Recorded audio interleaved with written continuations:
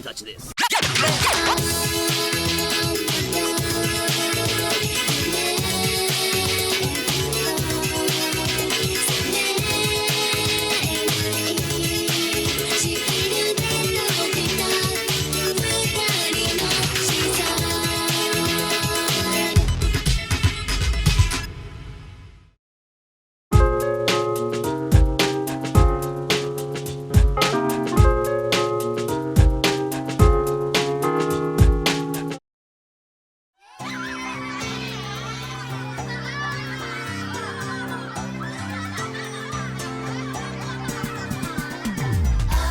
Welcome to Sushi Bites. As I dig through its library, the PS2 is a console that continues to deliver. And in celebration of the console's recent 20th anniversary, I'd like to take a look at a game that we were completely, absolutely robbed of in the West. I'm talking about Poinie's Poin. You can't touch this! A 3D platformer developed by Albion and published by Sony Computer Entertainment Interactive themselves. This game is region-locked to Japanese consoles, and yet it contains full English voiceover and script. The English language is the way the developers originally intended the game to be played, with the Japanese script being referred to as stand-in, a quick and dirty translation of the English one. This super stylish platformer adventure hybrid can be played in full without any knowledge of the Japanese language required, which is why its lack of Western release really confuses me. The script is full of references that only people with a good knowledge of Western cartoons and media would make, plus jokes, euphemisms and idioms that only land among the older generation. I don't fancy the effort right now, but I should really look into whether the writers for this game are credited, and whatever else they might have worked on, as I enjoyed this game's sense of humour and writing the most out of all of its elements. Did the game's myriad of camera issues, poor control and obtuse puzzles harm its chances at a release in the West? Even though these elements irked me as I played, there are no doubts in my mind that Poinie's Poin would have filled the platforming niche on the PS2 back when it released if it had been given a chance.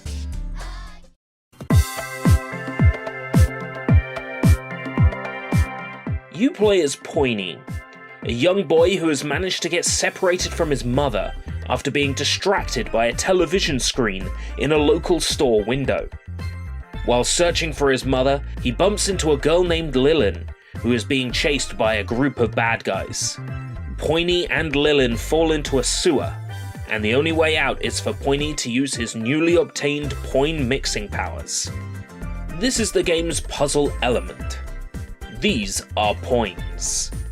There are 3 Poin colours: red, yellow and blue, each representing an emotion. Red is anger, yellow is happiness, and blue is sadness. Hitting an NPC with a coloured Poin will make them feel the colour-coded emotion. You can also mix Poins. Mixing a Poin with a different coloured Poin will turn it into the other remaining colour. Mixing a yellow and a red will make a blue and a red makes a yellow, etc. You can also destroy 2 Poins by mixing them together if they are the same colour, like 2 reds, 2 yellows, 2 blues. The game's many puzzles revolve around mixing the right colour Poin to give an NPC the necessary emotion required to progress. Poinie's Poin mixing powers are given to him by Poin, a duck-like creature that acts as Poinie's tail. This loudmouth speaks mostly in insults and jabs, and the voice actor is putting on their very best, though ultimately terrible, Eric Cartman impression. The things I do for you, babe. But then again, a babe in need is a babe indeed. But I ain't playing witness to some weird-ass sucking sucker. I understand the feeling a lot can happen. Try different combos. Sometimes the people turn into airheads like you read. Poinie, Poin, and Lilin travel through the sewer, which acts as a tutorial on how to mix Poins. At the end of the sewers, our main characters come face to face with the bad guys from before, a mean girl named Lolo and her army of space cats, the Hell Meows. Lolo mixes up a toxic Poin, which gives people negative emotions, and uses it to poison Lilin. This presents us with the first boss battle of many, where we must mix the correct Poins in order to restore Lilin back to her normal self. From here, the game turns into a quest where Poinie must find his house so he can go home. On this journey, you will join a delinquent gang, restore the town's water supply, help a chef prepare a delicious meal, and even come face to face with a ghost inside of Poinie's own nightmares. The game may have a childish look and feel, but the story and script are anything but. Yeah, well, whatever, Stinky, but sure, Poinie will be your friend, but let me ask you just one thing. Who died in here? We're hiding the body. And why not, you old geezer? Is tonight bingo night at the old folks' home? Fuck! Get the Geritol. The old man's losing. Geritol? Geritol. The presentation of Poinie's Poin is so great that the game looks visually stunning even now. For a PS2 game released in late 2002, it has stood the test of time better than many of its peers. The soundtrack is goofy, adequately mixing Saturday morning cartoons and video gamey tunes. The voice acting, while horrendous, is also hilarious. Important customers are coming in. What are we gonna do? And this voiceover is the intended voiceover. This is the one they want you to play the game with. I'll be buggered if I'll do all that cooking on my own, boy. I'll be buggered.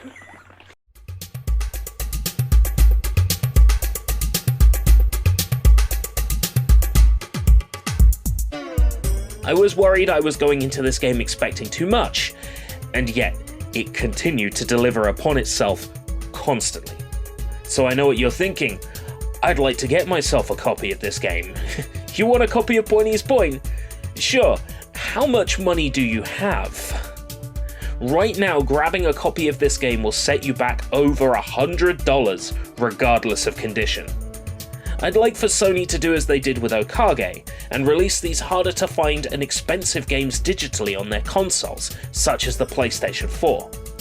I think the ship has sailed for further PS2 classics on that platform, unfortunately, a shame seeing as the PS2 classics range is the only way for gamers to experience games like Okage in the West. For more information, watch episode 101 of Sushi Bites, Okage Shadow King. This is how you run a digital store. Give us stuff that's fresh and exciting.